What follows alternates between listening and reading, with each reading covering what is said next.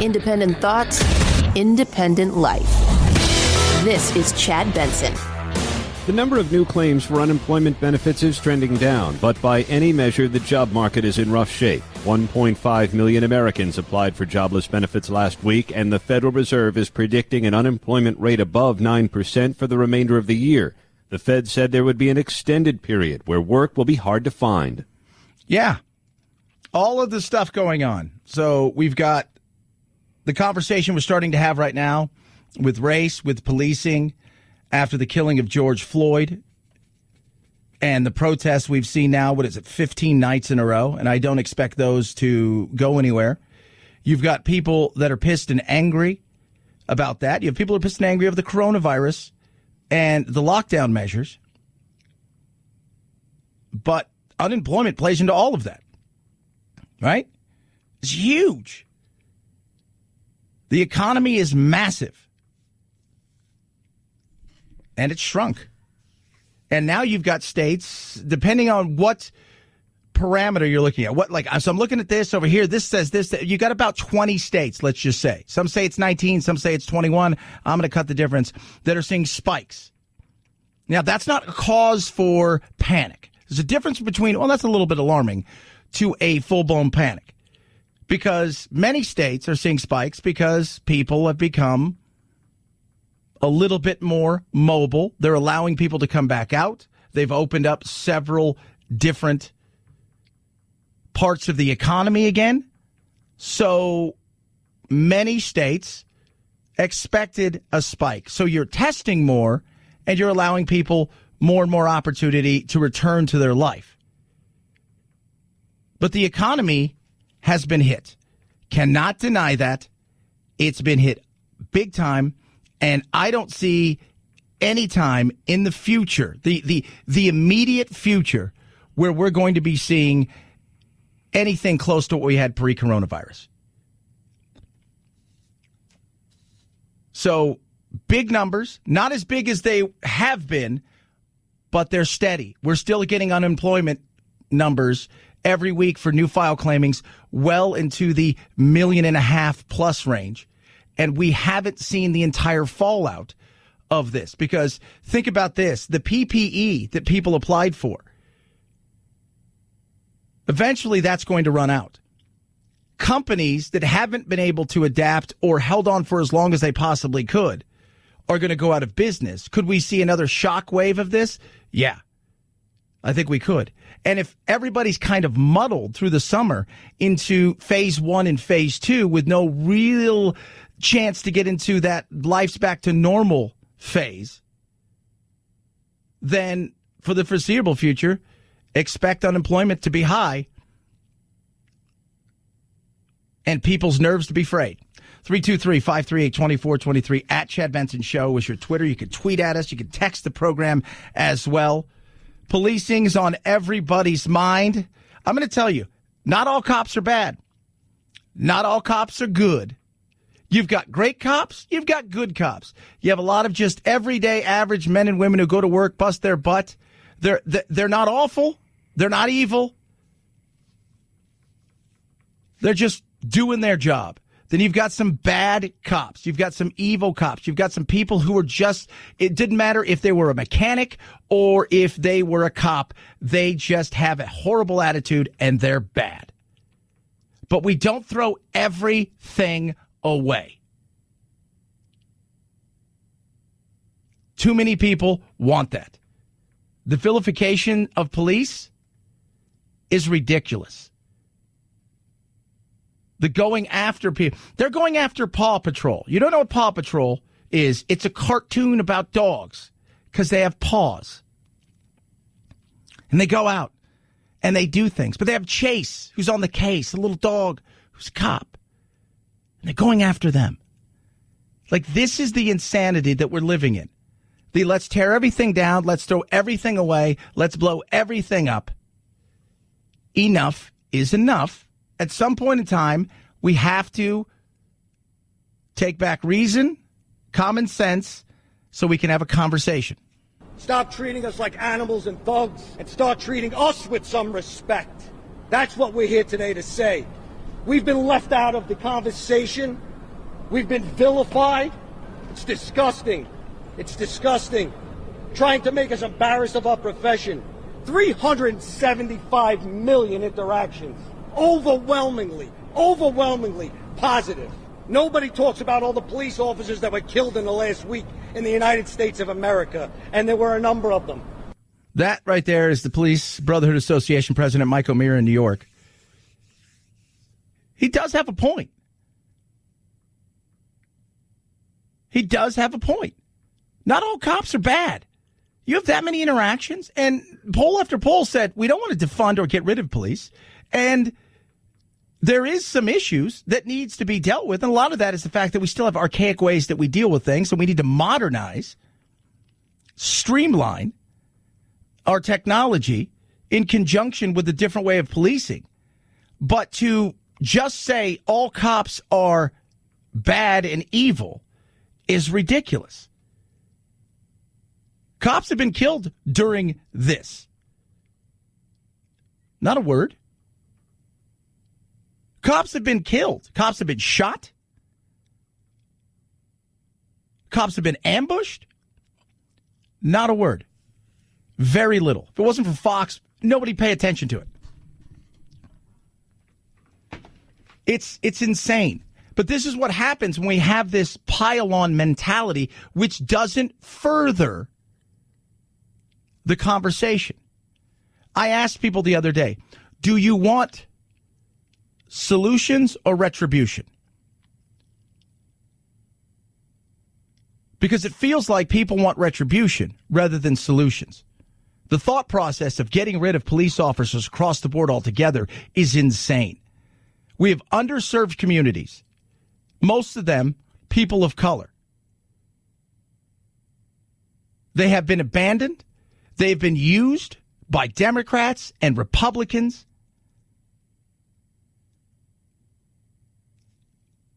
We need to find solutions. We don't need retribution. And the virtue signaling of running out and saying, basically, we're taking money away, or we're doing this, or we're with you, and all of these things, and then turning around and no, you have to deal with the chief of police. No, you have to deal with the force and the individuals, is insane. It's absolutely insane.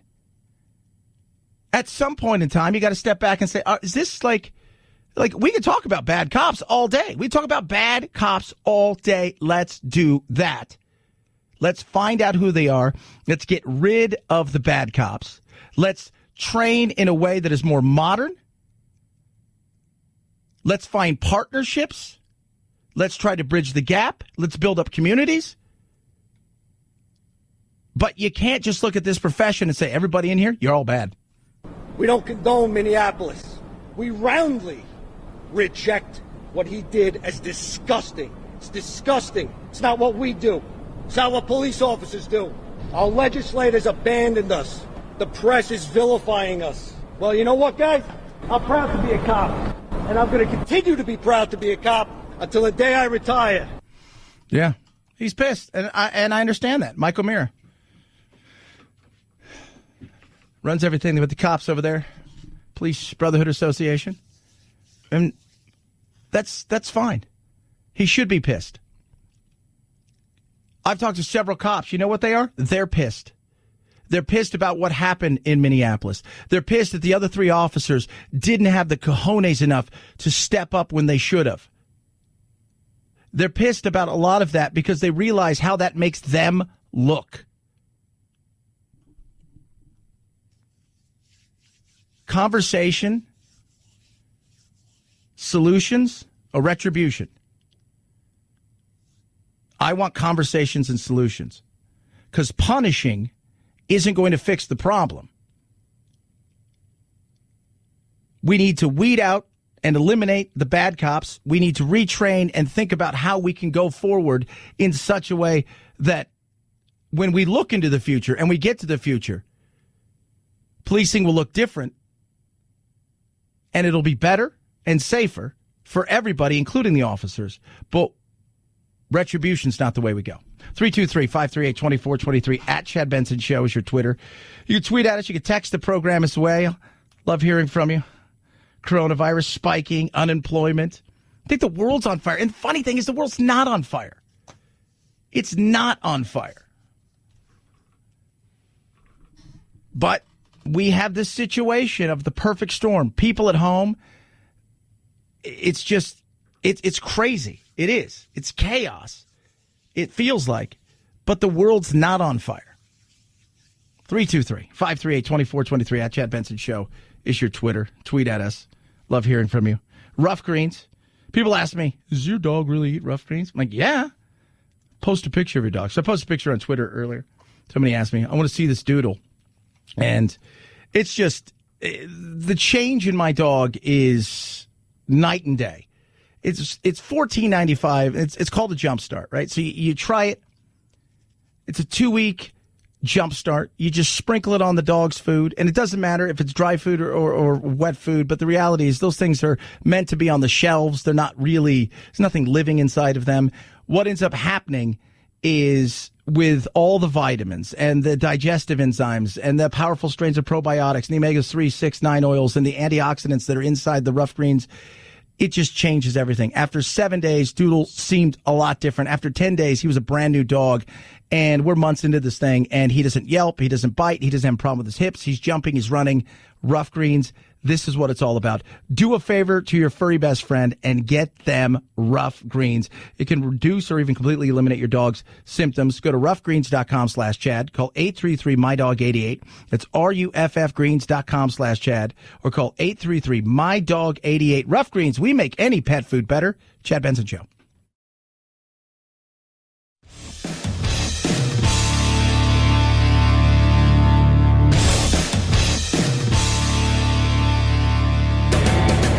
Experiencing separation anxiety? That's dumb. Check out Chad 24/7 at his website, ChadBensonShow.com, and on iTunes, free. The Chad Benson Show. Never feel lonely again. In Seattle, demonstrators claim that they are occupying a portion of the Capitol Hill neighborhood near downtown after taking control of a police precinct and the surrounding area earlier this week. Yeah, it's called CHAZ, the Capitol Hill Autonomous Zone. And so you've got the Occupy people, Antifa, super left crazies, people who are climate act. I mean, it's Burning Man, but occupying. They took over a police precinct. Let me tell you about Seattle. Seattle's pissed, the police are, because they have, for the last several years, been moving to the uber soft touch progressive policing, which has allowed Seattle to become basically a hellhole, right? Crap on the street, drugs everywhere. They don't arrest anybody. They just let it go. There's a great documentary called Seattle's Dying. If you've never seen it, it's on YouTube. It's free. It is fascinating to watch how absolutely just how horrific they've allowed Seattle. My friend was there about 3 months ago, her and her husband. She does the news on on my other show that I do locally. She goes, we were there. We were supposed to be I think they were supposed to be there for 4 days. They left after 2-3 days. They said, we will never go back to there or San Francisco ever again. It is disgusting. They've already started to move in the way that they wanted them to move. They've now occupied a police station. They want the mayor gone because they don't want police at all. Trump tweeted out earlier, Jay Inslee, mayor, you better get this under control or I'm going to come in there.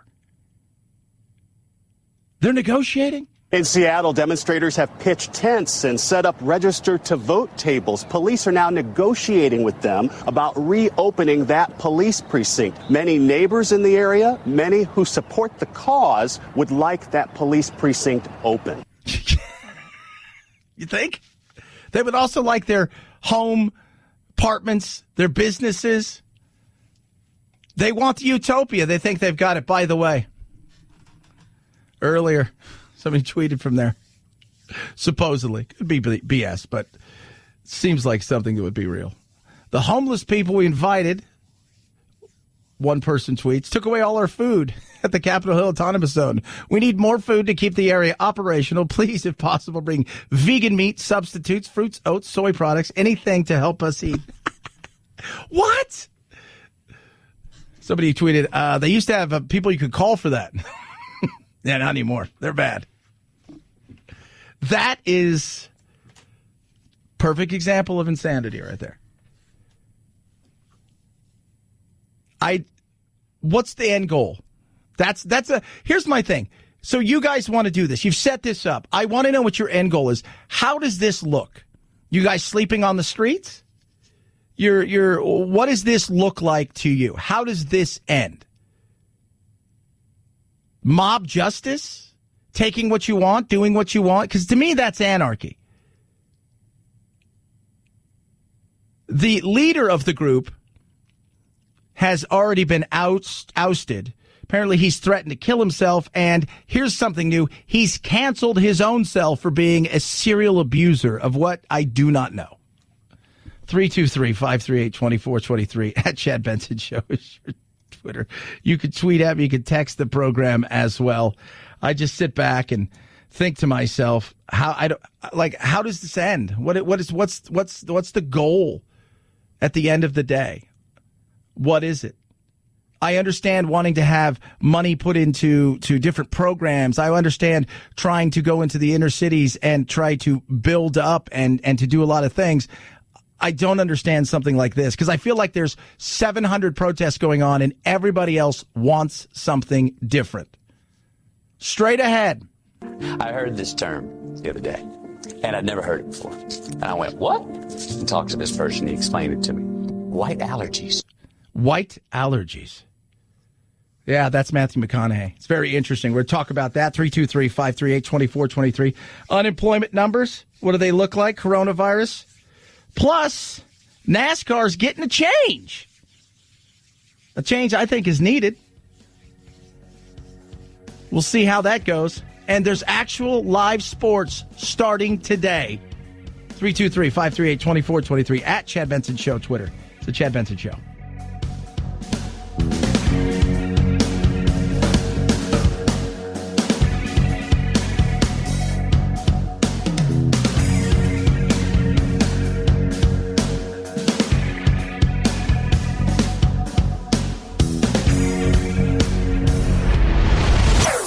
Chad Benson Show.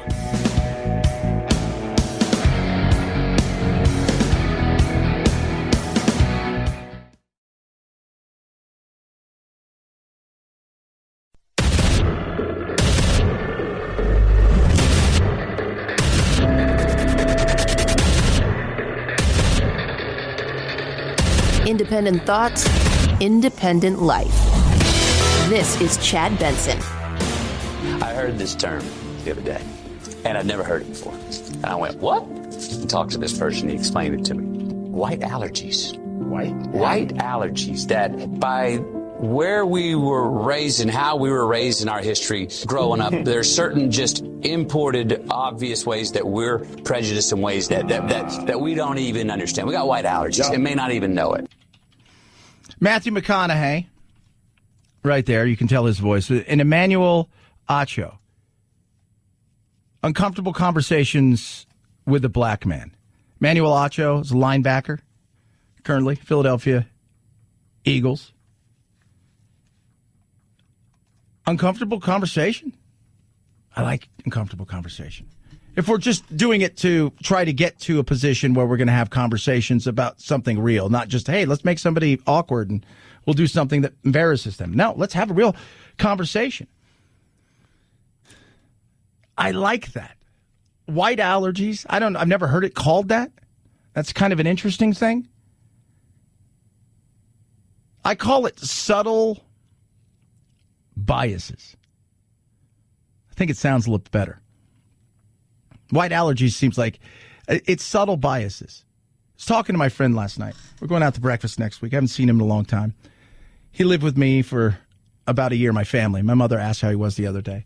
Yes, he happens to be black. And we were talking about a lot of these things that are going on in the world. Love this guy. We played soccer in Europe together. We played soccer together for forever, but we were friends.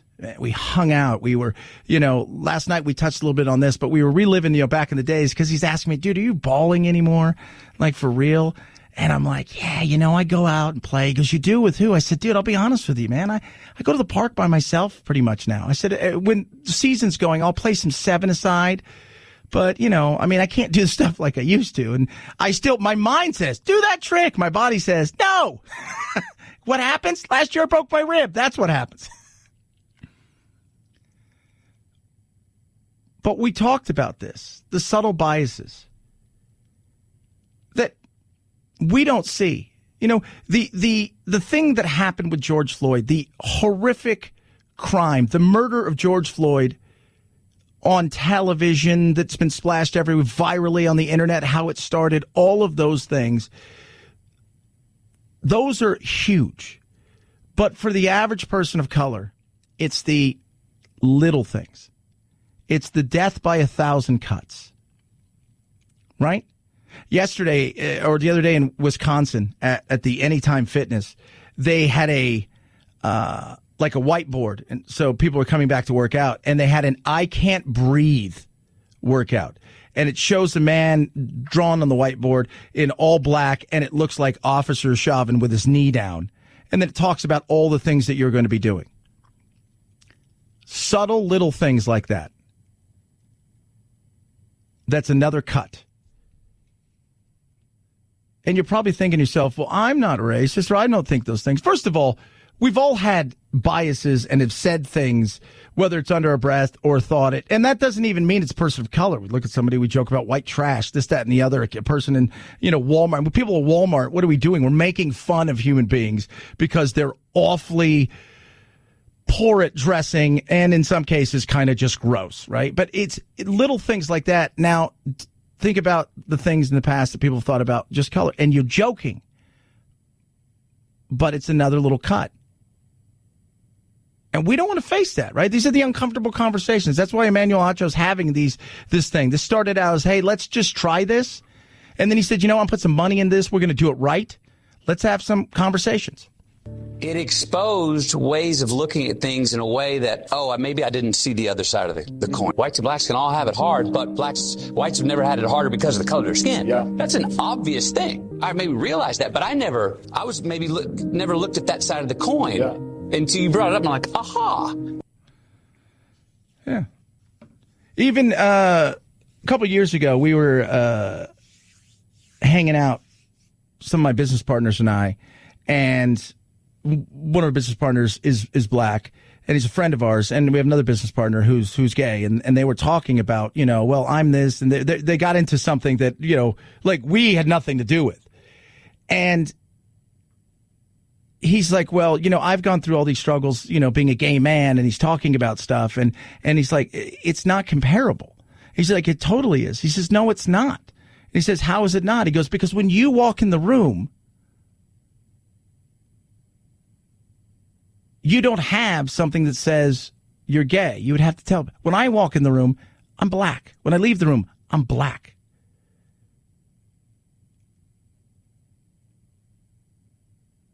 And he's like, well, I never thought of it like that. No. And I look, I didn't think of it that way either. Because it was a conversation I wasn't involved with, but then they kind of got heated.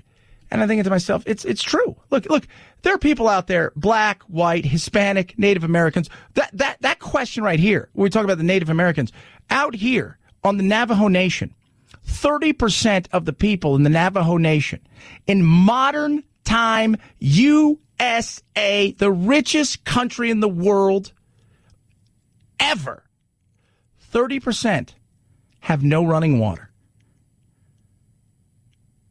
Think about that. 30%. This isn't some far-off land where people haven't changed the ways they've lived for centuries. This is modern USA. I am within driving distance of my house to people who don't have running water. And driving distance, very close, where I live. These are all conversations that we need to have handed. And I get why some people don't want to. It's uncomfortable. Because you don't want to think of yourself as a bad person. And let's be real, 99% of the people out there, I'm sorry, Joe Biden, 99% of the people out there aren't bad people. But there are some bad people out there. Of course there is. There's bad everywhere. Every color, right? Every race, every religion, there is. But we're talking about this here right now. The greatest white allergy that we see played out as black people practically, backhanded compliment. I went to an affluent high school, and when I was a kid, they would all say, Acho, you don't even talk like you're black. Acho, you're like an Oreo, black on the outside, white on the inside. Or you don't even dress like you're black. I didn't realize how offensive that was. It wasn't until I realized, wait a second, you were assuming that black people don't sound educated. You were assuming that to be black, I have to wear a do-rag or a wave cap and be sagging my pants. Again, the little things. The little thing. Even look, Joe Biden, right? Producer Phil, it reminded me what Joe Biden said when he was running, when Obama and him were running against each other. Did he says he dresses so well and he doesn't talk. He said something like that, or he cleans up nice. Something very, very similar. Yeah. Yeah. You're not trying to be something, right? You're not. You're trying to pay a compliment. And sometimes you're paying a compliment. You're not trying to be mean, but after a while, that death by 1,000 cuts is so real. And I think that the reason, McConaughey, that it's a white allergy is because white people don't recognize it. Right. My high school kids, they meant nothing by it. But now all of a sudden, it's like, no, that's not a compliment at all. Some people have the white flu. All right. It's right. And that's what I've been talking about. It's like, even with the police, the racism side of people see it, and you can go and say, hey, if you pulled over whites as much as you do blacks, you're going to find the same amount of issues in the cars and things of that nature. It's the little things. It's the stopping somebody who's jaywalking. It's the questioning somebody. It's the little things that you don't see on a day-to-day basis that seem run-of-the-mill, but over time, it adds up. It does. It adds up. Let's have a conversation. A conversation with a plan, I think, will lead to a solution. And it won't be perfect. Some people out there, uber progressives, it's not going to go far enough. They want no police. For some on the other side of the aisle, they're just like, nope, crack down harder and harder. It's all a bunch of baloney. But for the exhausted majority, which is you guys, it's where we need to be and how we need to be having this conversation. 323-538-2423 at Chad Benson Show is your Twitter. You can tweet at us. If you haven't heard, Thursdays, the unemployment comes out, right? So that's what happens. The unemployment comes out. Today, not another great day. The number of new claims for unemployment benefits is trending down, but by any measure, the job market is in rough shape. 1.5 million Americans applied for jobless benefits last week, and the Federal Reserve is predicting an unemployment rate above 9% for the remainder of the year. The Fed said there would be an extended period where work will be hard to find. Yeah. So you have a situation here where the big hit came, but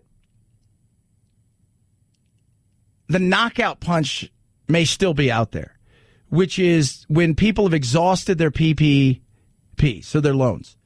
When some businesses who may be eligible for another round of something may say to themselves, you know what? I'm not going to do this. I can't hang on any longer. I will come back one day and live to fight another day, but this isn't the time. Or some businesses just go out altogether. They've tried to hang on. You've got a spike in cases across the country. We're over 2 million now, and the question is being asked by several big, prominent people nationwide, is there going to be a second shutdown? I don't think you can do that. And I think one of the reasons that it would be, first of all, I've always said once the genie's out of the bottle, that's almost going to be nearly impossible. But the second thing is you can't have 15 or 20 days of protest, which you can, which is great because that's what America's about, but then tell everybody else they have to go back inside. It's just, no, you can't ignore that. So are we in for worse? Oh, I think we are, potentially, in for worse.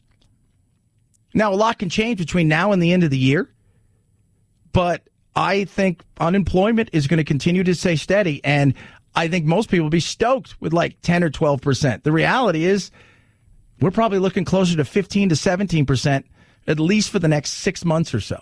323-538-2423 at Chad Benson Show, Twitter.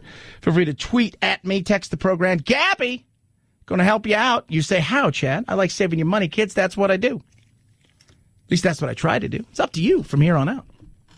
I can't do it for you. Gabby is going to help you with your homeowner's insurance and your car insurance. Are you paying too much? Are you overpaying for what you've got? They're going to give you apples to apples comparison on the exact same coverage you have. And then you can decide from there. It takes about 2 minutes, absolutely free. 40 of the top insurers, Progressive, Nationwide, Travelers, just to name a few. They're going to give you apples to apples comparison. Exactly spot on with my homeowner's insurance. My car insurance was insane. Made the switch quick, saved me over $1,000 this year. You can do the same thing. They're never going to sell your information. Average Gabby customer saves $825 a year. That can be you. For 2 minutes, it's free. Do it now. See how much you can save on car and homeowners insurance. Go to Gabby.com/Benson.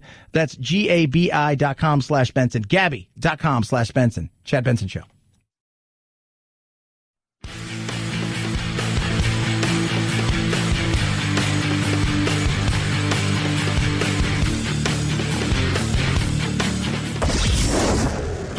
I, you, he, she, it.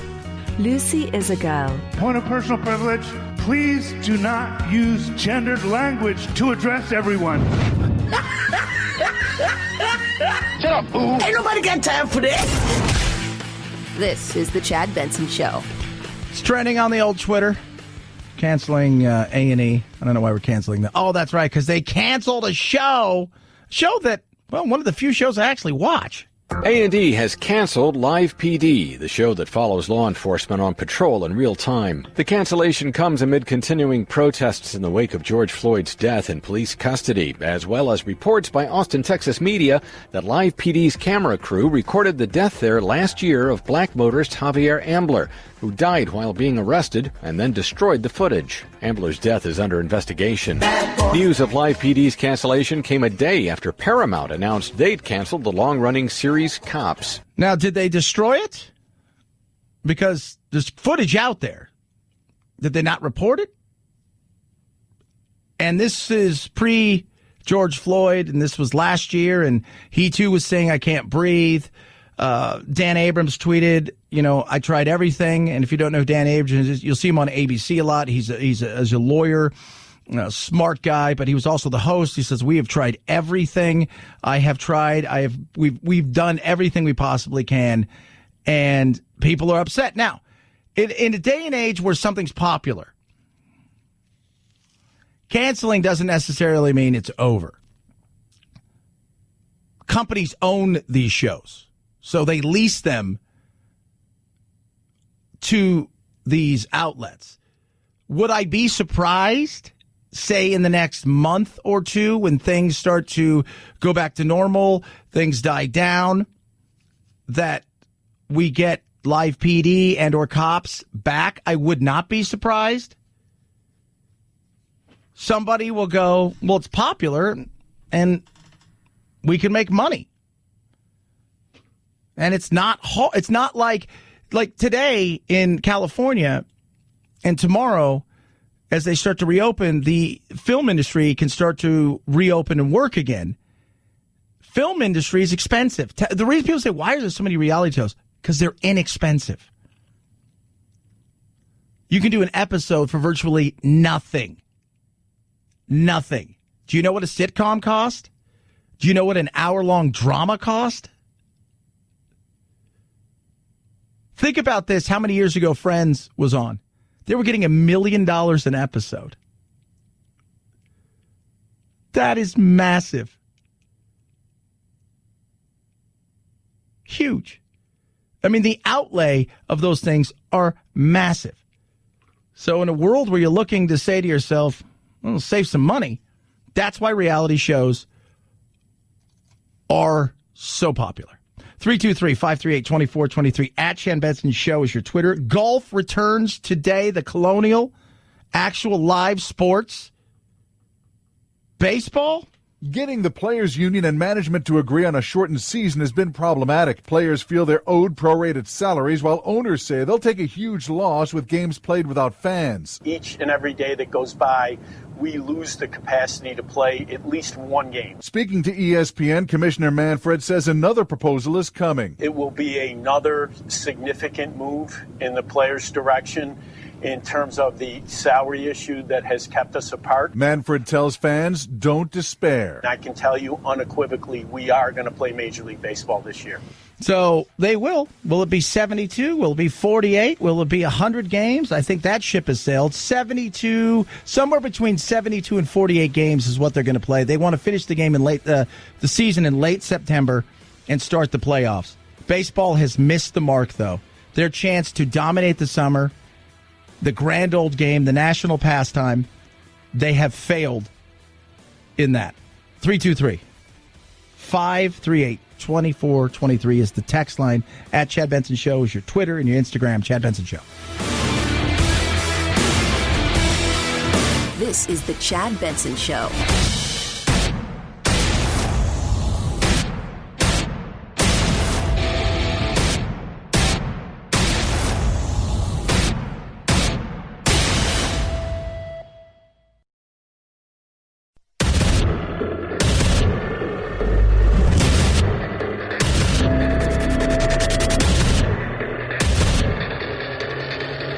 Independent thoughts, independent life. This is Chad Benson. Bubba Wallace is in a sport that, let's just say, has the greatest image in terms of being racist. A lot of people view as if a lot of the fan base are racist. And so for him to ask for the Confederate flag, which is a huge symbol of racism, to be removed from all races, he was really stepping out there on the ledge as far as I'm concerned. And I was shocked that he actually followed through. There are no fans. There's no way to enforce it as of right now. But simply making that statement is hugely symbolic. Yeah. Confederate flag. As a kid growing up, so, I'm living in the left coast, California, right? Sunshine, funshine, doing my thing. The only Confederate flag I ever saw was on the Dukes of Hazzard, right? Because I never from the South. I didn't get it. I get it now. I get it. And some people say, well, it's about Southern pride. It's about all. Just like with the statues. And I don't think we should be tearing statues. They're tearing statues down now of Columbus. Columbus is getting destroyed. And where's the okay, we've had enough scenario, right? Even Kaylee McEnany said something, which, let's be real, she goes out there and she just does her thing, and it's like Trump says it's blue, but it's obviously red. Well, it's blue. Trump says she has to do her thing, but she said something here that was spot on. Where do you draw the line? Should George Washington and Thomas Jefferson and James Madison be erased from history? What about FDR and because of internment camps? What about? That's a fair question. Where do we draw the line? We talked about yesterday the HBO Max that you can buy now, their subscription, like their Hulu and Netflix, taking down, at least temporarily, Gone with the Wind, and they're going to figure something out where they can put historical context into it. And I'm like, well, you know what? I'm okay if you want to put some historical context into it. We can't just go back and erase everything. People say, well, what about statues? Put them in a museum. Leave them there and erect other statues. Give the other side of a story of why they were fighting for things. Well, what about forts? What about bases? You have this thing going on. Everybody feels, this is the personal side where everybody feels attacked. And you've got a black driver in NASCAR who's going to be driving a Black Lives Matter car, who has got NASCAR to say, yeah, you know what? We're not going to do this anymore. These are steps. These are changes that are happening. Like I said, to me, it was just the Dukes of Hazzard. But to others, it meant something different. Even talking about the statues. People realize that statues were put there and placed in certain situations, and a majority of them, as an intimidation factor, more than anything else. So, instead of tearing down history, let's make changes where we put things up there to tell the other side. Where we say, this is what they were fighting for. This is who they were. This is what they wanted.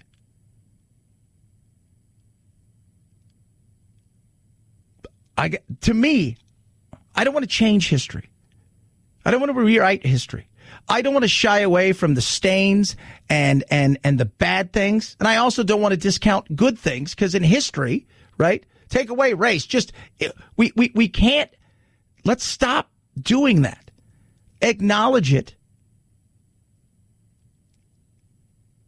Put the other side, tell the other stories, and move forward. In so many ways, try looking behind you and walking forward. See how that works. I'm a big country music fan. Anyone who knows me knows that I used to go to concerts all the time. I say used to because we're in the pandemic, but I love country music. And I've always felt as if the music spoke to me. But when you look around and you see the Confederate flag in the audience from time to time, you're reminded of some of the ugliness that's connected to that culture and that music and some of the people. And so when I saw the announcement that NASCAR was going to ban this flag, I got a little emotional, to be quite honest with you, because that to me is really taking, once again, a huge step. Yeah. Elsie Granderson right there. Used to be an actor, he's a journalist now. Does a bunch of stuff on ESPN. Talking about NASCAR, saying, hey, we're listening to Bubba over here. We're going to get rid of this. The CEO even talked about something. The CEO of NASCAR. The CEO of NASCAR has a choice to either send out a statement, but then continue to hold up some of these racist values, or become the CEO of racism. Those are like the choices. And he decided he didn't want to be the CEO of racism, and I applaud that. So we'll see. We'll see. And Black Lives Matter this weekend is going to be on one of the cars driven by Bubba Wallace. Talk about a guy who's in the belly of the beast, right? A sport that is not only predominantly white, is pretty much all white. Where a fan base is majority white. And in the popular side of NASCAR is mostly in the South. And they're taking this step. I'm good with it. I am. People are looking at, I'm going to get a ton. Man, I'm going to get a ton of flack. How dare you? No. It's the right thing to do. It's time to move forward. It's time to move on. It's time to focus. It's time to find out how we can bridge gaps and come together. And it's not going to be perfect. All of that aside, there's other things in the world that are going on. And that is simply coronavirus and the economy. The number of new claims for unemployment benefits is trending down, but by any measure, the job market is in rough shape. 1.5 million Americans applied for jobless benefits last week, and the Federal Reserve is predicting an unemployment rate above 9% for the remainder of the year. The Fed said there would be an extended period where work will be hard to find. Yeah. That's real. And this is one of those situations where we could see the economy move forward, or we could see the economy with a second wave of big numbers slow down tremendously. I've talked about the psychology of it all. We think, well, once we open up, everything's going to get back to normal and everybody's going to go out. No, what's going to start to happen is People are going to say, well, I'm not going to go out and spend money. People are waiting for the second wave. Well, that second wave is pretty much just here. We never got rid of the first wave. We hid from it. But it's still here. So now that we're going out, we expect there to be some spikes. But the psychology of a lot of people who I talk to who aren't going to go out, even if they said today we're opening up everything, until they feel that there's some sort of therapeutic or some sort of vaccine. And some people I've talked to who aren't afraid to go out, but are afraid to spend money because they're worried about their job and the fragile situation they're in. So there's a lot that plays into this, and 1.5 million. What's it look like in a few months when some of these companies decide that they're not going to re-up for a new round of PPP? They're holding on to something and they're unsure about where it's going to go. What's going to happen then when maybe we're in kind of we've weathered the storm and we're in a position to continue to move forward, and whether it's, endemic or seasonal or whatever it is, and we've even got some therapeutics, but the reality is people are still a little gun shy to get out there, for lack of a better term, and spend money and return to the economy and the workforce like they used to. And while you're now employed again, you're not employed at the same salary, or you're not employed for the same amount of hours. So there's a lot that's into this. So this is ugly. And I'm not a Debbie Downer. I think by the end of the year, we'll find our sea legs and we'll realize, okay, this is when we can turn the engine back to normal and it's firing, but it's still going to take time to warm up and get going. 323-538-2423 at Chad Benson Show. Twitter, feel free to tweet at me. You can text the program as well. Love hearing from you. The general for the Joint Chiefs, General Miley, came out today and said, I shouldn't have been there. So I shouldn't have been there with Trump. And the walk across Lafayette Square and the moving, it made it feel like it was military, and we were militarizing everything. And this was, I made a mistake. I shouldn't have been there for the photo op. And he's come out and said that. I'm sure at some point in time, Trump will be out in a little while saying, oh, that guy, he's an idiot. He doesn't know anything. Nobody likes him anyways. Just keep shrinking. That circle around Trump. Haven't heard from Esper, right? Last week comes out. Haven't heard from him again. Shrinking. So, but I get what he was saying. And I posted something yesterday. People say everybody's always got to find a way to justify. His photo op was awful. The Democrats' photo op with the Kente cloth the other day, and them all down on one knee, and that's a photo op too, and that was awful. Both of them using something and a symbol to appeal to their base, which the average independent voter who doesn't drink the Kool-Aid of either side, I'm raising my hand, I look at that and say, wow, how much more pandering. Just when you think, well, it can't get any worse, they're like, oh, yeah, watch this. Hold our beer. 323-538-2423. It's your text line. Want to hear from you. Tweet at me as well. Face coverings aren't going anywhere. Some states, I think they're going to start to become more and more prevalent as we see spikes. So what are you doing to protect you and your family? How about this? Boomer Natural introduces their 30-day, 30-use protective face coverings. This mask is awesome.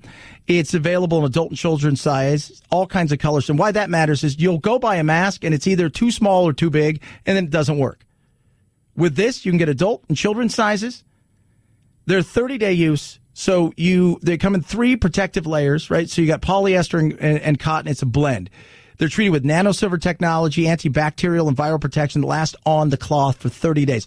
So you wash it in warm water and soap, let it air dry, reuse it again. It costs less than 30 cents a day. 30 cents a day. Less than 30 cents a day for something that works, 92.2% effective. What are you waiting for? Now is your chance. You're even get a certification of proof of the effectiveness. That's how good this is. The best you're going to get outside of the, of course, PPE and 95s. Go to Chad20 Use that code at boomernaturals.com. So boomernaturals.com, code CHAD20. You're going to save 20% right there. And all orders over $50, free shipping. Boomernaturals.com. Use code CHAD20 for your 30-day, 30-use face coverings. Boomernaturals.com. Promo code CHAD20. Chad Benson Show.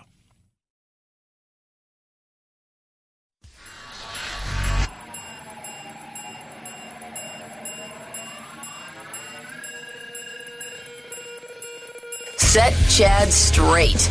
Text the show, 323-538-2423. That's 323-538-CHAD. Someone has to do it.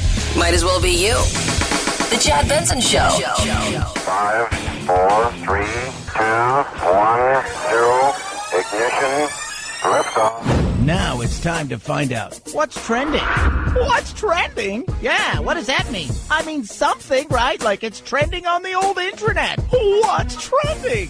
So much stuff is trending on the internet. It's just incredible. Start over in the Google, baby. Paso Robles, deputies, the ambush, the suspect has been identified. If you didn't know what happened yesterday, there was, his name is supposedly Mason James Lear, a transient who allegedly ambushed the San Luis Obispo County deputy and was wanted in the homicide of a homeless man. Trending. And then he had the gunfire in Paso Robles and just, it's just crazy.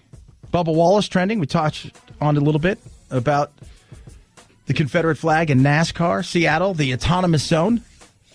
Trump has come out. If you don't know what that is, they've got the Capitol Hill autonomous zone, about 6 blocks in Seattle, that is basically being occupied by several different groups. And there's no young Republicans. I'm going to say that. There's probably not a lot of young Republicans there. So, and they want disbanding of the police force, and they want, I don't know what, I don't know what it looks like. That's the thing. I said, what does it look like in your world? Like, so you get everything you want. So what does that mean? You never really get that answer because there's 20 different groups and they want 20 different things. Head on over to Twitter. SS is trending. Why? The Schutzstaffel, run by Hitler back in the day, paramilitary group. And the reason is for that is because Trump tweeted out, our great National Guard troops who took care of the area around the White House could hardly believe how easy it was. A walk in the park, one said. The protesters, agitators, anarchists, Antifa, and others were handled very easily by the Guard, D.C. Police, and SS. Great job.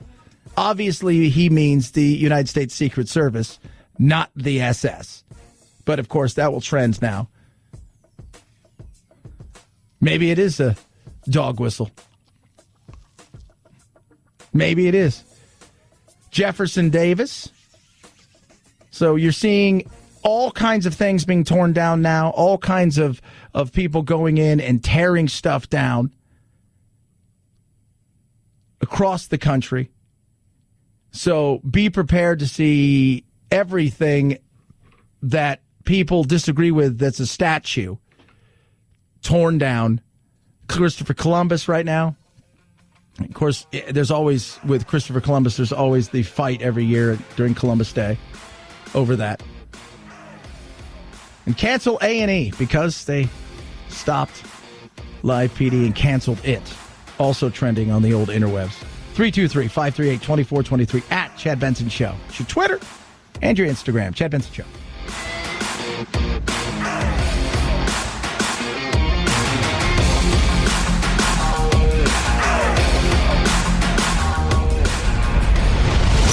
The Chad Benson Show.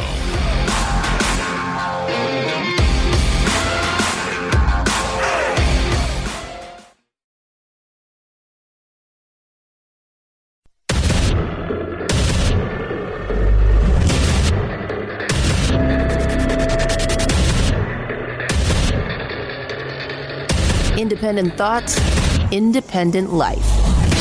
This is Chad Benson. Chaos, craziness, coronavirus still out there. Doesn't seem to be going anywhere. Are we getting closer to the vaccine? Remember, therapeutics and vaccines, something totally different. We're over 2 million cases, 13,000 died. And those numbers, you look at those numbers, how many cases have we really had? Because think about it. They estimate for every one case we catch, there's anywhere between 6 and 10 people that are asymptomatic that show no signs but have had it. So let's say we're at 8 million, 10 million that have probably had it. So that would put our death rate a little bit higher than the flu. And who knows? Remember, if the flu, if we didn't have vaccines and we did not have therapeutics, the flu numbers would be totally different too. So the vaccine trials are getting underway, but then you've also got to think of when's the therapeutic, when are we going to find that one thing, like the Theraflu type thing that works, where this becomes really, while it's here, it's more of a nuisance than a deadly pandemic. An army of volunteers taking part in the third phase of vaccine trials this summer. The U.S. selecting 3 companies to test their vaccine effectiveness. Moderna beginning phase 3 trials in July, followed by the University of Oxford and AstraZeneca's vaccine in August, and Johnson & Johnson in September. Dr. Anthony Fauci says he's hopeful. We could have a vaccine either by the end of this calendar year or in the first few months of 2021. In the meantime, doctors devising new innovations to try to save the desperately ill. Yeah, and that's the therapeutic side of it. Because if we can get something that we know, and we'll probably have a few things, therapeutic-wise, that we can say, all right, we've now dropped, even for the medically fragile and the elderly and the people with underlying conditions, even if they've got it, they've got an 80 or 90% chance of surviving, and the average person has a 99.9% chance of surviving. That's a game changer. But we're not there. We're not there yet. And the vaccine side of it, while the trials they're going as fast as they possibly can, it's not there yet. It's going to take a while. And let's just say they found something. They come out today and say, oh, my God, we've got it. It's amazing. It's incredible. What is the ramp-up time to produce it in such mass quantities as to get it to as many people as we possibly can? What is the cost going to be? And we're not just talking about America. It's global. How does that work? What does that look like? Other side of things, reinfection, antibodies, because some people have had it, tested positive, and there's still that, like, can you get it again? And if you have the antibodies, you still need to do social distancing and keep wearing the mask, because we don't know what level of antibodies that you need to have to be protected from being reinfected. And we don't even know how long. Is it 6 months that maybe you don't get it again? Can you be reinfected right away? Is it going to be a year? Is this one of those things where you get it once and the chances of you getting reinfected are like much like the chicken pox? We don't know. That's why they call it novel, because it's new. It's a novel virus. 323-538-2423 at Chad Benson Show. Your Twitter, your Instagram. Feel free to do both of those. Here's the insanity of, this is Tulsa Major Yates talking about police officer violence, shootings, is the best way to describe this. If a certain group is committing more crimes, more violent crimes, then that number's going to be higher. Well, who in the world in their right mind would think that our shootings should be right along the U.S. Census line? All of their research says we're shooting African Americans about 24% less than we probably ought to be based on the crimes being committed. So we're shooting them less? I know. Wait, what? We're shooting how's that work? It's the little things. It's the frustration. And when you hear that, and yesterday you had a politician in Ohio that came out and asked the question, is the reason that people of color get this more because they're not hygienically good. They don't wash their hands. Little things. It's the death by the 1,000 cuts, the subtle jabs, the just smidge here and a smidge there that none of us would notice.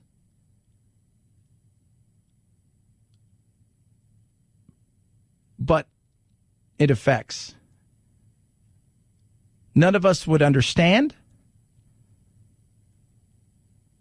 but it affects people. We're shooting less. Okay. This is ex-NBA player Rex Chapman. By the way, on a side note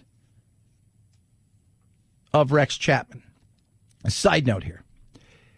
Follow him on Twitter because he is the greatest of all tweets and Twitterers, and he finds things that are amusing is not the right word. So if you have a chance to have Twitter, and only 20% of Americans have Twitter, and out of that, probably only half at best look at it or use it. But if you decide, hey, I'd like to follow somebody, he is that somebody you should follow, just for the amusement side of things. He was talking about racism, being an ex-NBA player, obviously plays a sport, or did, where there's a lot of African Americans.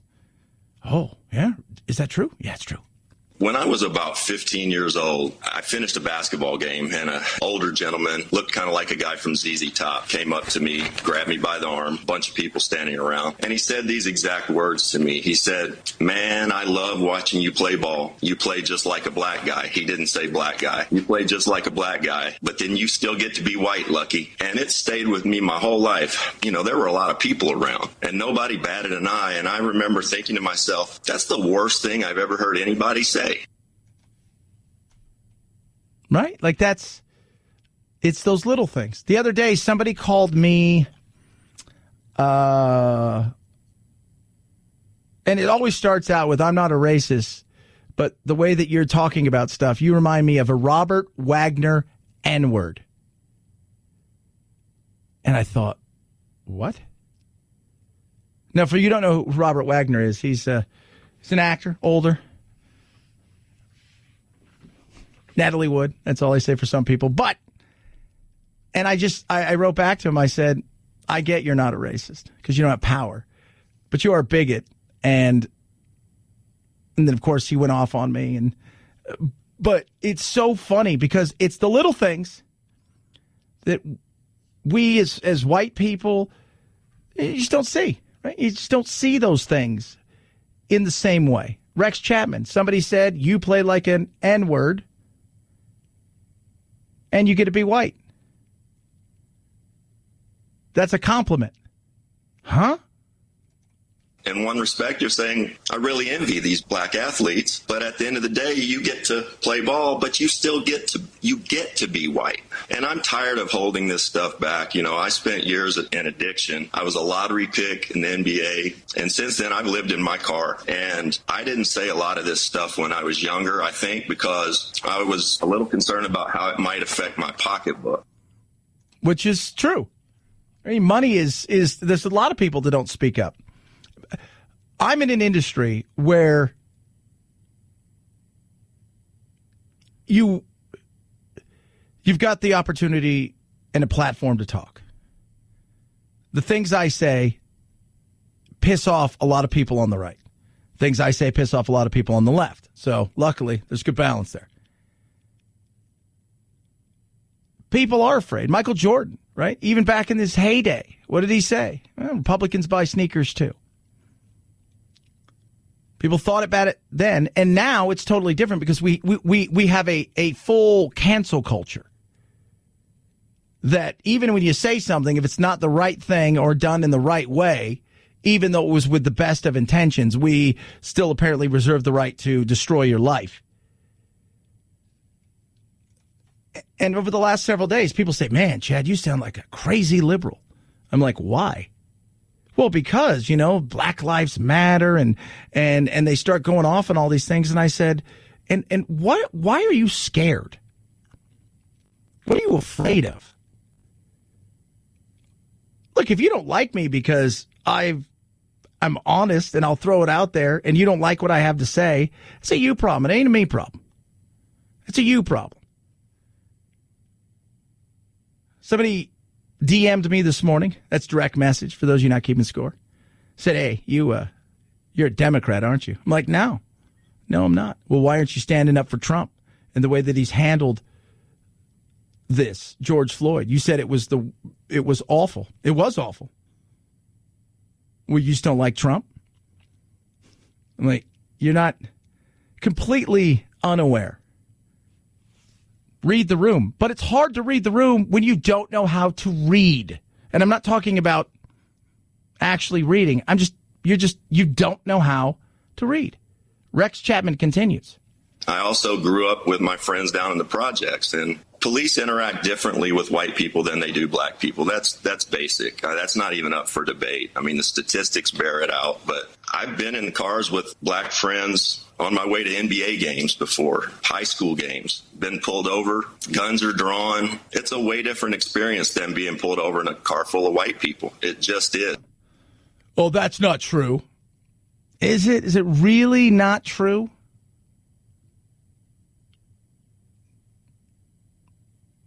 Well, I've got a black friend, and he says that's not true. That's my favorite. Like when people say that.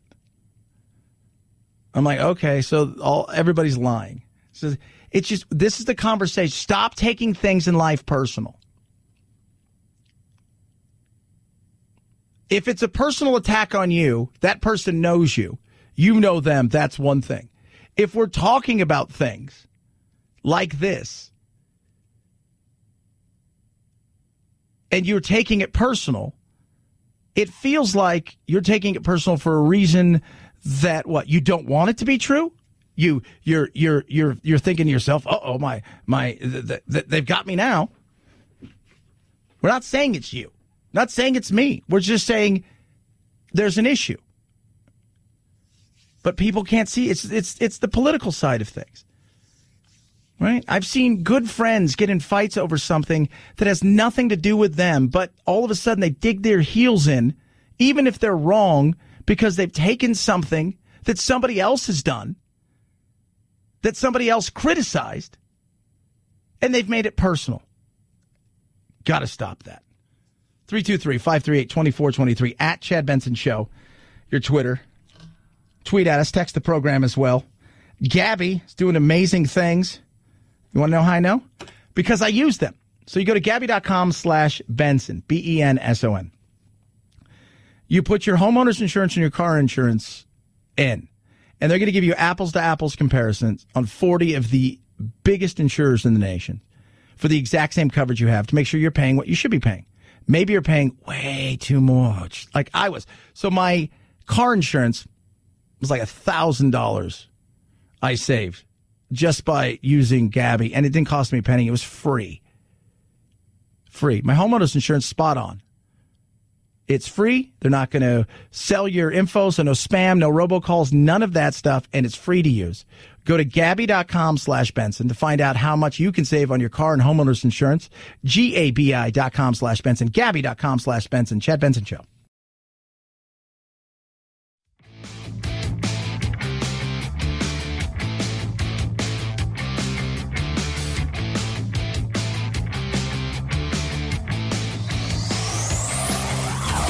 Check out our Chad Benson Show Facebook page where you can hang out or hang your grievances out to dry.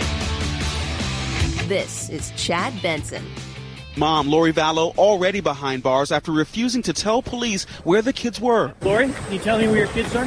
The couple under a cloud of suspicion for months after a string of deaths in the family, marrying in Hawaii weeks after Daybell's first wife died. Vallow's husband killed last summer by her brother, who later died himself. Friends and family insisting Lori changed after meeting Daybell, a religious author. Yeah, so, author, that's being kind. So, the remains were found. They're both children. I think we know where this is going, and let's just break this down really quick. Her husband gets killed by her brother. Then her brother dies. She marries Daybell, who's also cuckoo for Cocoa Puffs, believes the end of the world, doomsday cult kind of thing. His wife died under mysterious circumstances. They go to Hawaii. Nobody's seen the kids since September. They arrest her finally on child endangerment. Then they go, and after months, they find bodies and remains on the property and arrest him. She's still in jail for child abandonment. It's twisted. It is sick. It's crazy. The story is, if there wasn't COVID and there wasn't George Floyd, I think this story would be the dominating story because of how weird it is. I think it was her niece and who was married, and I think they're getting divorced. And apparently they thought, he said, look, they tried to kill me. And they've got this cult they belong to. They believe that in the middle of next month that the world is coming to an end, and that by sacrificing or doing whatever, they're saving. I mean, it is super conspiracy, crazy, like elevator doesn't seem to go to the top kind of nuttiness. And all the while, you had a young boy who was autistic and his sister disappear.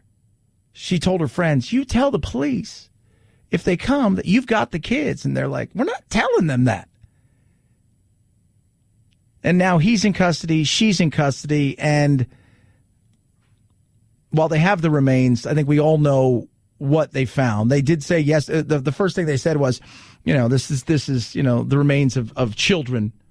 So it's not hard to piece it together, but the reality of how somebody can do this to their children, how somebody gets to this point, the mysteriousness of her husband talked about before he died, like he went on a trip for 3 days, came home to his house in Arizona, doors were locked, the dog that took care of the child, the service dog, was abandoned, everything had been moved.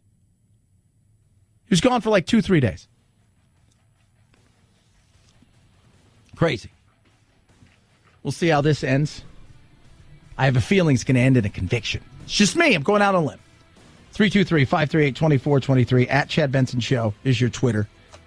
The big question in this is, do they flip on each other? Does she paint him as this monster who did everything? Does he paint her as, well, she forced me to do it, or I didn't know?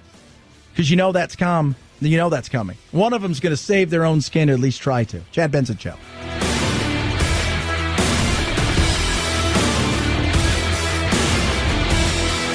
This is the Chad Benson Show.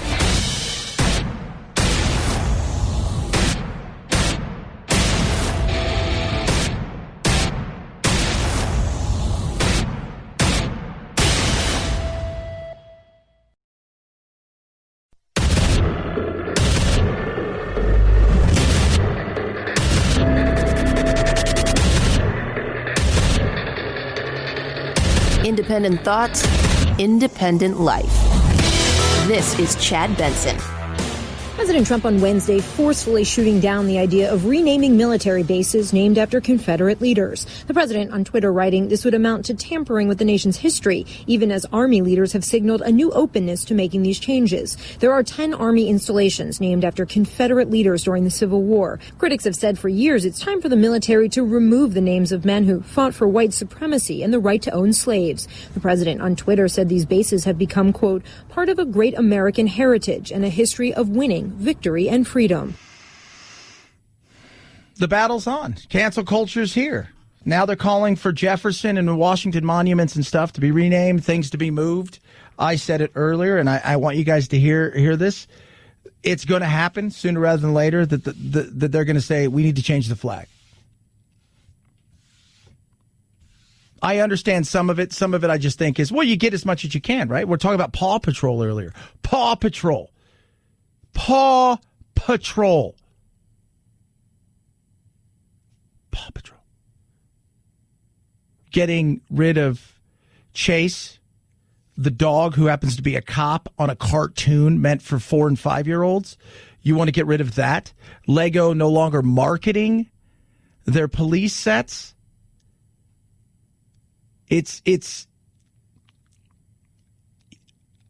I'm all about, let's look at things. Let's see how things affect people. Not all cops are bad. You've done it, Chad. Cancel. We love to cancel everything, and then we love to throw it out. For years, I've always said, we love a comeback story, right? Remember, we still love comeback stories? We'd love to see somebody who rose.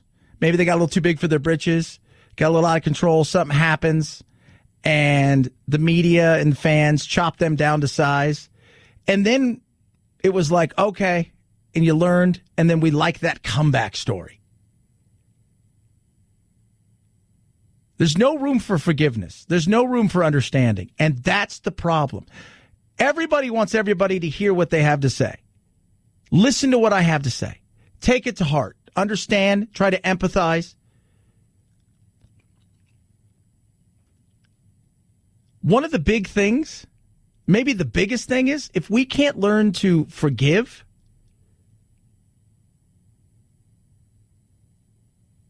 then everything else isn't going to work.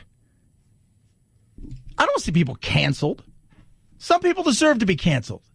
It's not even canceled, right? They screwed up so much that they need to go away. Cosby. Harvey Weinstein. Right? Like you buy.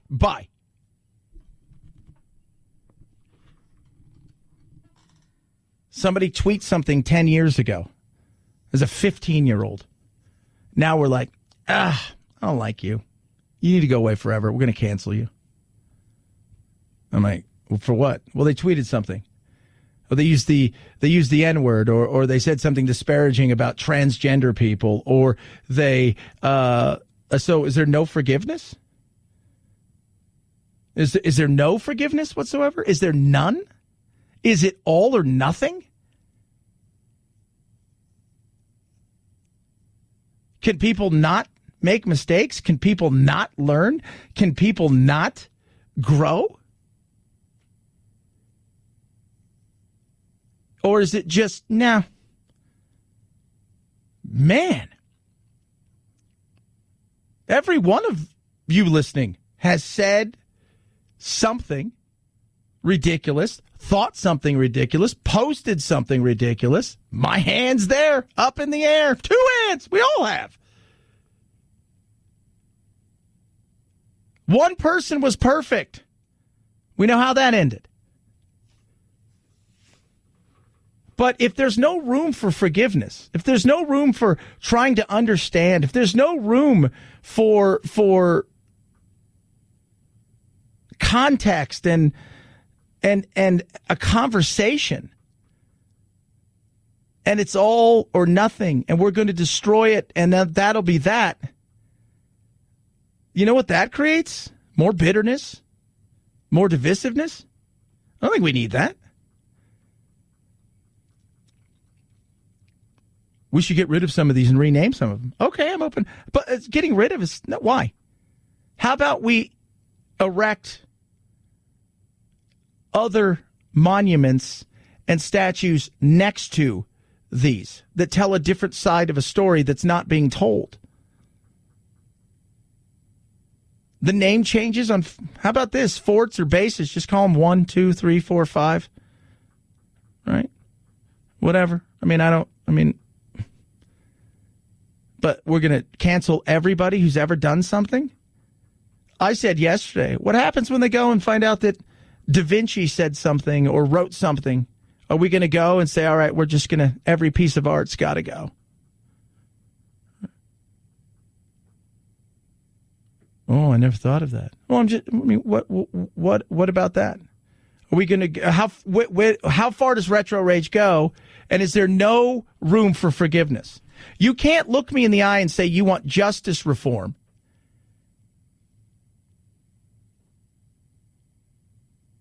And at the same time saying I want to cancel this person for whatever the reason. They tweeted something, they said something. It didn't have to be about race, just something. You can't tell me that this person over here who's had several run-ins with the law, some of them may be unwarranted, some of them may be very warranted, but they deserve a second chance at life, which I totally agree with.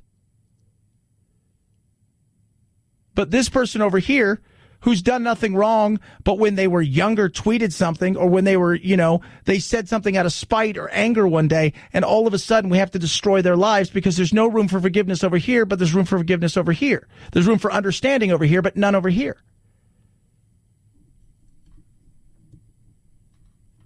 In the last several weeks, I've seen several of my friends, people I've worked with and colleagues, who've lost their jobs and their livelihoods, some of which spent 35 years cultivating,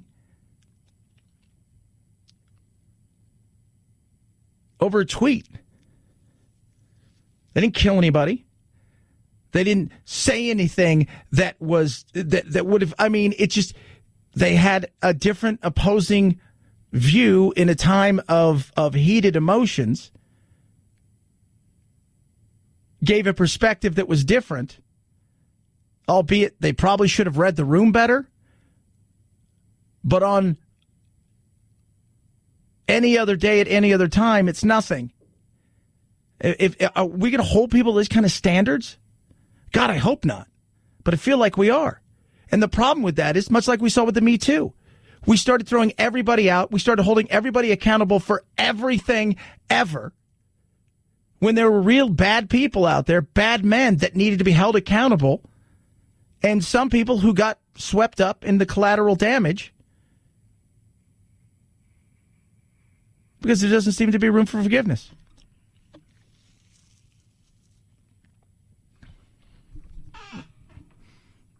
I don't think that's cool. I don't think anybody in their right mind should think that's cool. I want to be able to look somebody in the eye and say, you know what? I screwed up. Sorry. But instead, we punish. And the sad thing is, in many cases, we overpunish only to find out later on that it really wasn't what people thought, that they've taken it out of context or it was fake.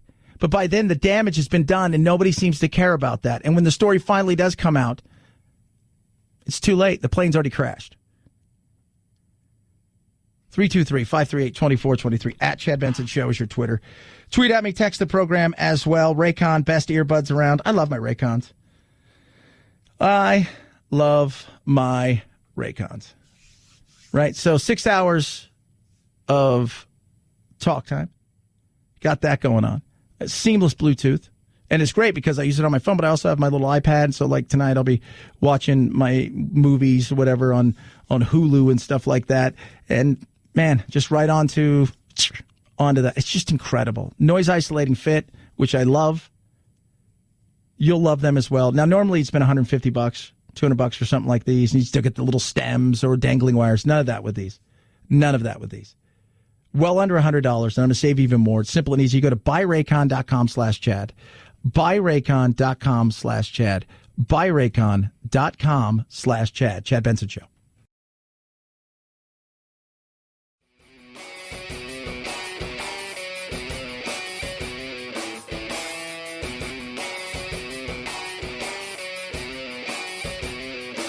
Being antisocial sucks. Hang with Chad's friends on Facebook, The Chad Benson Show. And if you just need some alone time, head on over to Twitter at Chad Benson Show. Either way, we can't wait to meet the real you. So apparently they're going to vote later on here in the coming days, but the Armed Services Committee in the Senate has decided that, so it's a Senate panel that goes on, right? They're going to require the Pentagon to rename bases after Confederates, and it's a GOP-led, by the way, for those of you not keeping score. This isn't like, oh, Bernie and Elizabeth. No, this is a GOP-led amendment, and has been approved. to the annual defense policy bill that require Pentagon to rename bases and other assets that are named after Confederate military leaders, which I'm sure will piss, it's just totally going to, Trump's going to lose his mind. He's like, no. He'll go through a tweet storm, as he tends to do at that time. Why would we do such a thing? He'll say. He'll do, I don't know. God only knows what he's going to say. God only knows. He's got to do something, though. You know Trump. He's going to come out and tweet something. Trump has got... Look, here's the thing.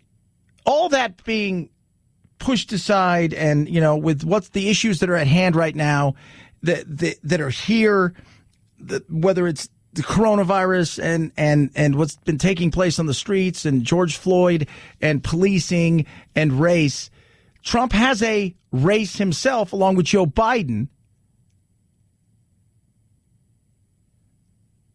to run.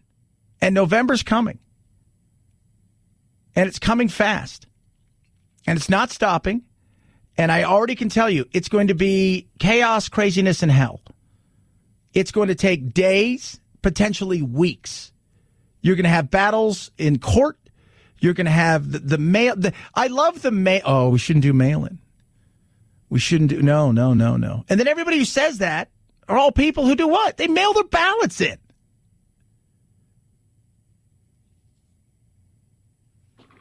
It's coming. And Trump better figure out what he's going to do. This last week and a half to 2 weeks, he has taken an absolute shellacking. Independence, which he needs, which went for him overwhelmingly over Hillary, are over this. He needs those independents, but he's only courting to the base. He needs, and he'll say, he needs those independents. Those are the swayers. You know what the base is? The base is the base. Some are disillusioned, but they look at his actions as far as the way that he's tried to push certain legislation and do certain things. They think, well, it's very conservative, right?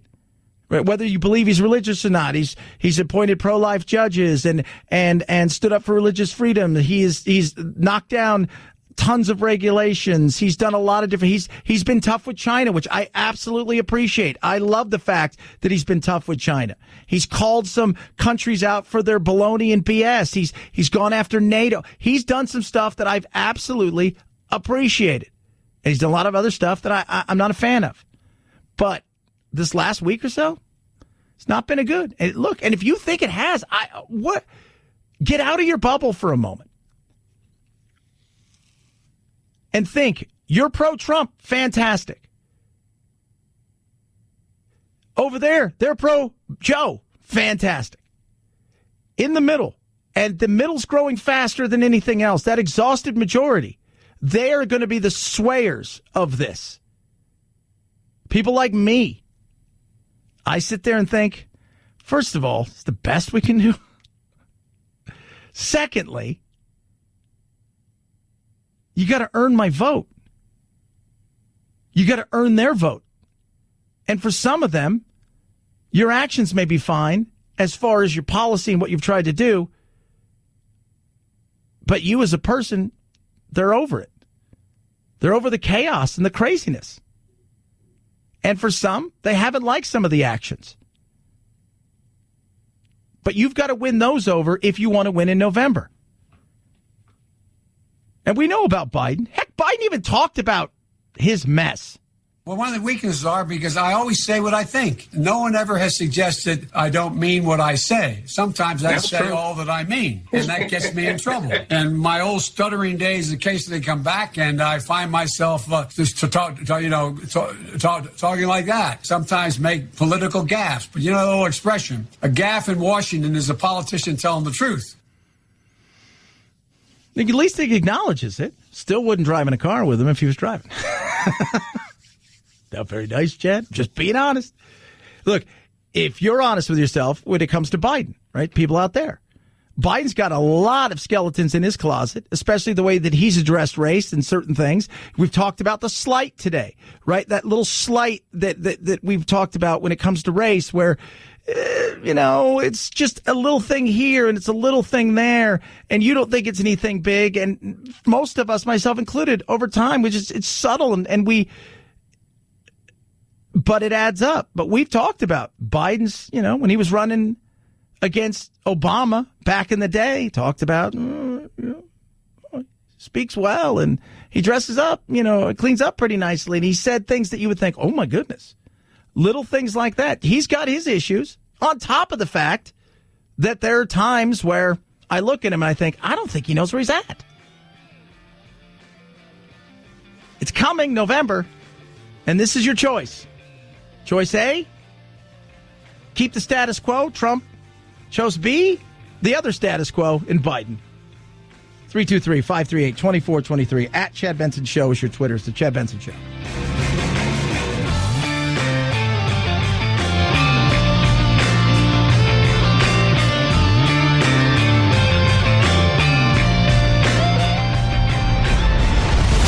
The Chad Benson Show.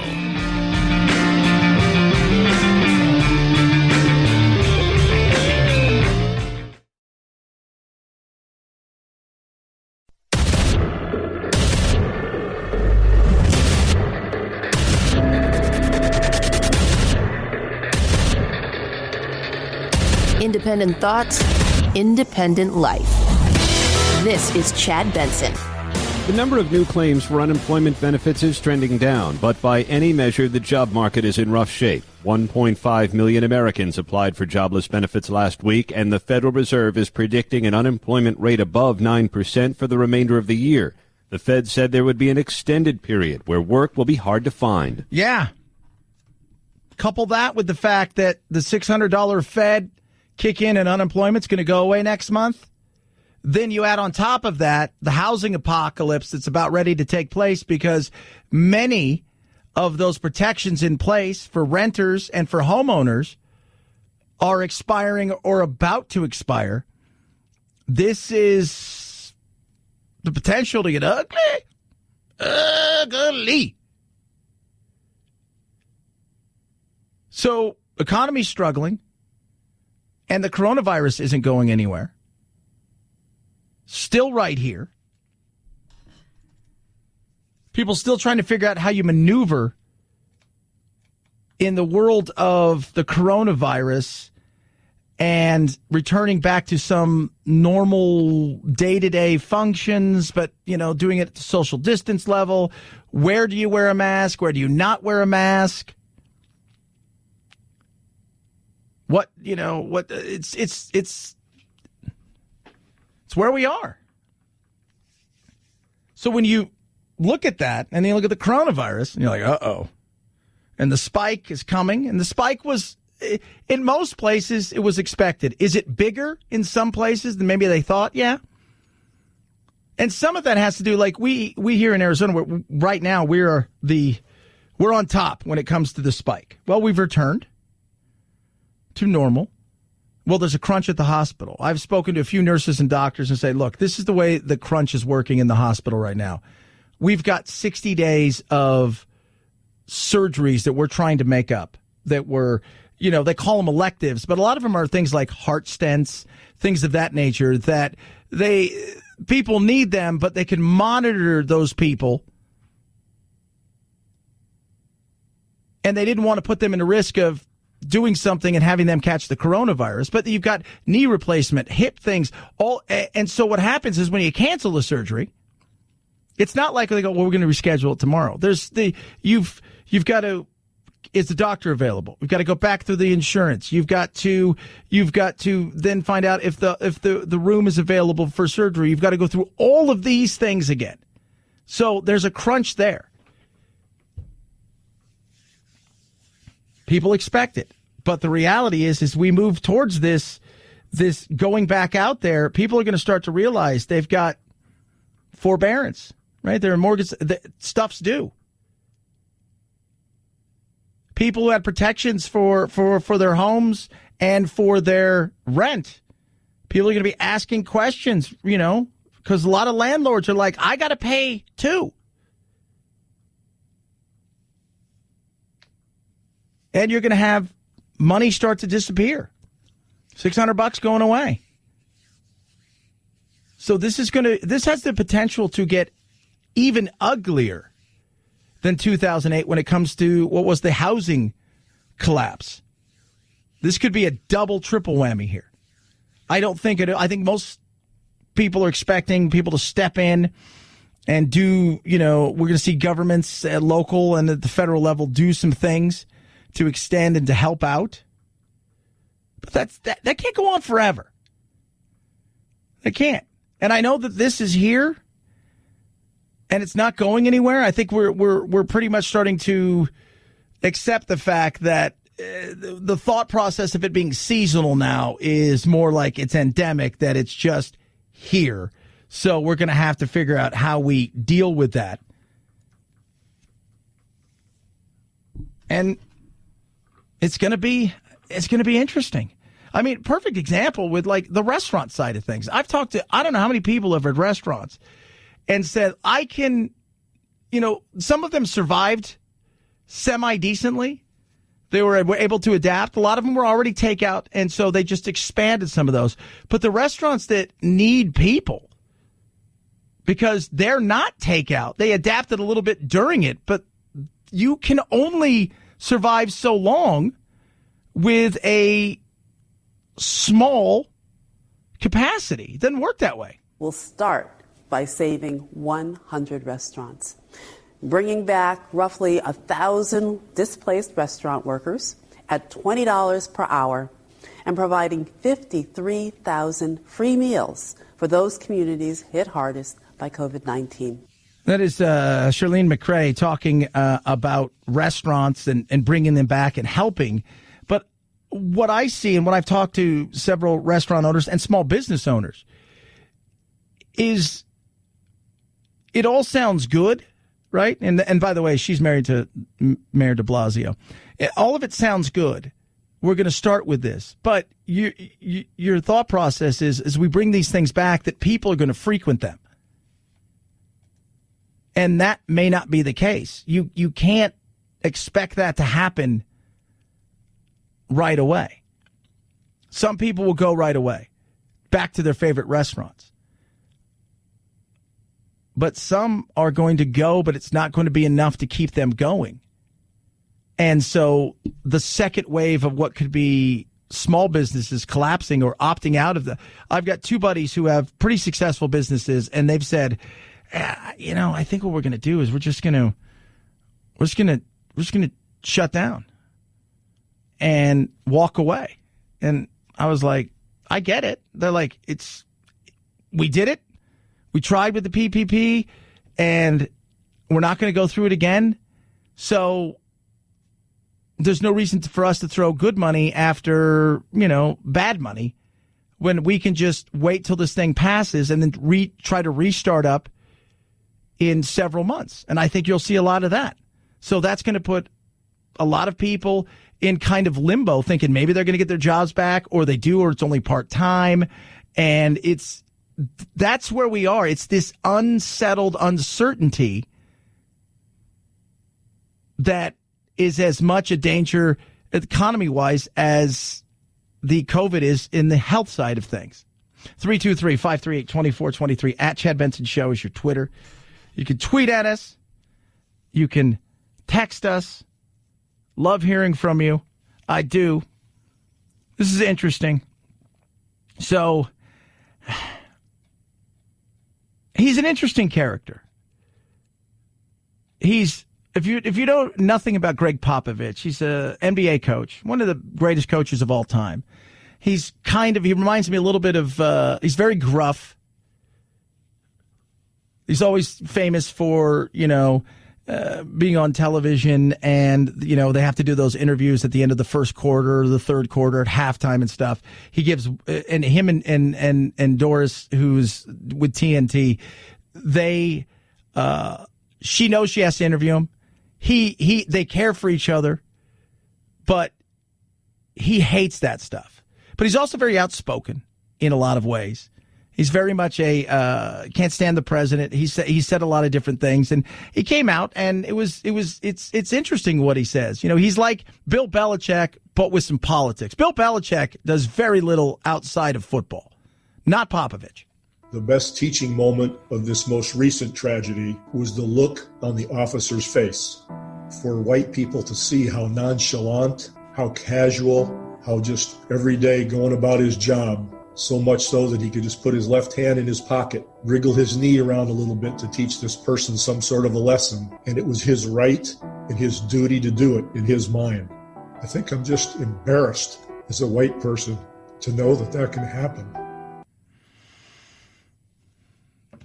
Yeah, I get that. And by the way, that Derek Chauvin, if you guys you're hearing stuff about did they really know each other, because they worked at the same place for a long while. Chauvin was an off-duty officer that would be outside of a club, and George Floyd was inside. And now there are reports coming out that they not only knew each other, that there was a bit of bad blood.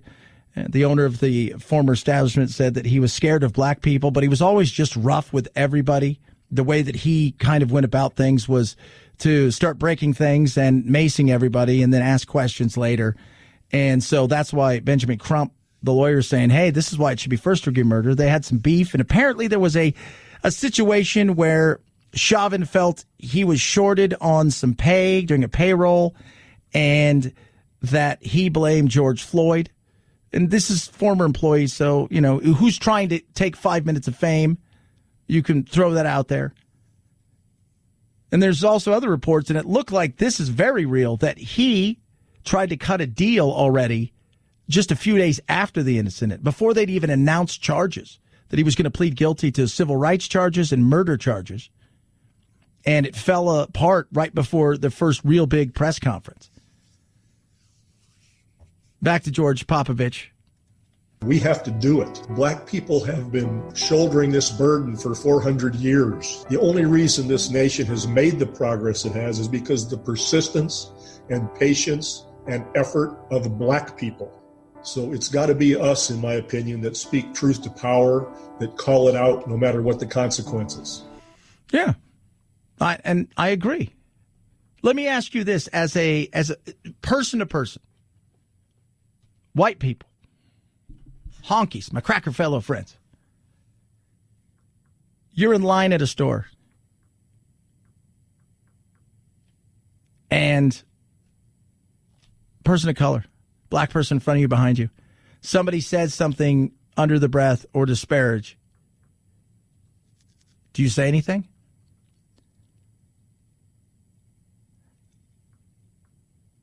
You go to Wisconsin. We talked about that thing the other day. What happened? And their I can't breathe workout. Do you say anything? Besides take a picture, put it on there, or do you tip it over and wipe it off? It's a question. 323-538-2423 at Chad Benson Show is your Twitter. Feel free to tweet at me. Let's change everything up now. Let's talk about eating, because we've all been inside long enough. We've probably put on a few pounds. I'll tell you about Jack later, but my son's put on a few lbs because he can't do anything. Joel Marion joins us straight ahead. Book, Always Eat After 7 p.m. Last time I checked, kind of do that. Chad Benson Show.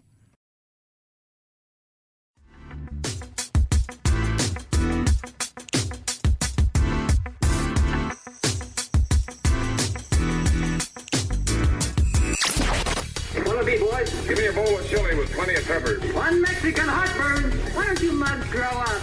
The Chad Benson Show, where independent, a la carte thinkers have a seat at the table and a voice in the dialogue. I'll have what she's having. This is Chad Benson. We've all been hidden away inside of our homes, biting into our favorite comfort food, and many of us have put on a different kind of COVID-19 during this chaos and craziness.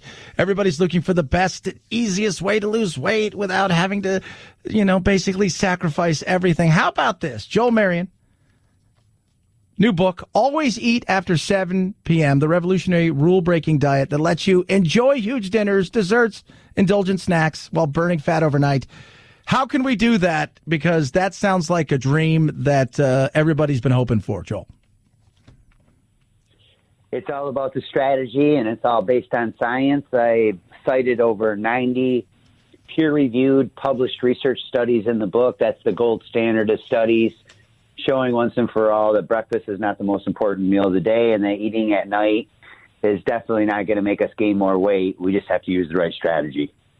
Like, that's one of those fear factors, right, Joel? Like the eating over, like, don't eat after a certain time, don't do this, don't swim after, we hear all these things, so we take it to heart. But eating late is not the worst thing. It's not. My entire first chapter in the book is dedicated to the myths about eating late at night and the science behind those myths. Eating food after 7 p.m. makes you fat, or you're going to store those calories as fat because the metabolism is slowing down as the day goes on. These are just myths. Your metabolic rate is the exact same while you're sleeping as it is earlier in the day. So to say that your digestive system is closed for business at night is just not true. Your digestive tract is fully functional and intact. And in fact, I have compelling research in my book showing when you use the right strategy that eating your largest meal at dinner time with a healthy dessert and a pre-bedtime fat burning or salty or sweet snack, and I have recipes in my book, before bed will help you burn fat faster than if you tried to spread small frequent meals or eat 6 small meals throughout the day. And I've researched backing that up. I like that. You're talking about dessert. I love me some dessert, Joel. So let's talk about some of these things, because you're talking about real food. It's not like, well, you have this and you're talking about real food you're not sacrificing taste with like, here, have 800 calories for the entire day. Give us an example of something we might see that everybody can make, and you'll be surprised that you can eat and will help you lose weight. Well, inside my book, I have over 70 recipes. So, for example, you can have one of my favorite recipes is the one pan spaghetti and meatballs. And what it really is about is just hacking these recipes. And that's why I partnered with my friend Diana Killian. She has been nicknamed the recipe hacker. So she takes your favorite comfort foods, your favorite desserts, your favorite snacks, your favorite lunches, and we even provide some breakfast snacks for those who can't use intermittent fasting in the book, and she hacks them and makes them more healthy. So for an example, you could eat 5 cups of squash, and it would only be the same amount of calories as about 3/4 of a cup of white pasta, right? So you can eat 5 times the amount of food. It's just a matter of making that squash taste good, and that's exactly what my recipes show you how to do. So it's just a matter of substituting and being smart about your choices. It's a lot of what it is. Just smart about your choices, and it's silly, but we've made it crazy and chaotic in the way that we try to attack weight in this country, and everybody wants that magical pill. Joel Marian's has named the books Always Eat After 7 p.m., the revolutionary rule-breaking diet that lets you enjoy huge dinners, desserts, indulgent snacks while burning fat overnight. So you went out, you found a bunch of different peer-reviewed things, you broke it down, and you've kept it simple, stupid. People get the book. What are they going to notice about it? Because my big thing is, I think for a lot of people are willing to try just about anything, but one thing's for sure, it's about the ease of something. We want to be able to push a button. We don't want to spend 4 hours making stuff. It's much easier just to pop a pill, isn't it? Yes, I agree with you 100%, and that's why I created the plan. It's a doable lifestyle plan that anybody can follow. And it started with my own health challenges. I actually lost 46 pounds of fat from using this plan. So I tested it on my own body first. And I think the main thing to understand is this is not really a diet. It's a lifestyle. I always say, what's the first 3 letters of the word diet? Right? Because that's what happens to most diet. And dieters in general have been shown to gain all or more of their weight back after dieting. So my diet doesn't eliminate food choices. It doesn't make it difficult to adhere to, and it caters to our natural instinct of being hungry at night. So instead of fighting it and white-knuckling our way through it, we can actually give into our cravings and then not feel guilty about eating before bed. Fantastic. Fantastic book. I've got it. Can't wait. It's going to be awesome. I appreciate you coming on today. Joel Marian, Always Eat After 7 p.m., the revolutionary rule-breaking diet that lets you enjoy huge dinners, desserts, indulgent snacks. We got about 10 seconds here. Where can anybody get this book if they want to check it out? JoelMarion.com. That's JoelMarion.com. Thanks so much, man. You have a good one. Thank you. At Chad Benson Show, Twitter, ChadBenson. You have yourself a wonderful rest of the day. We did it again. Got through these 4 days. You know what that means. I see Friday. Night, night, Jack.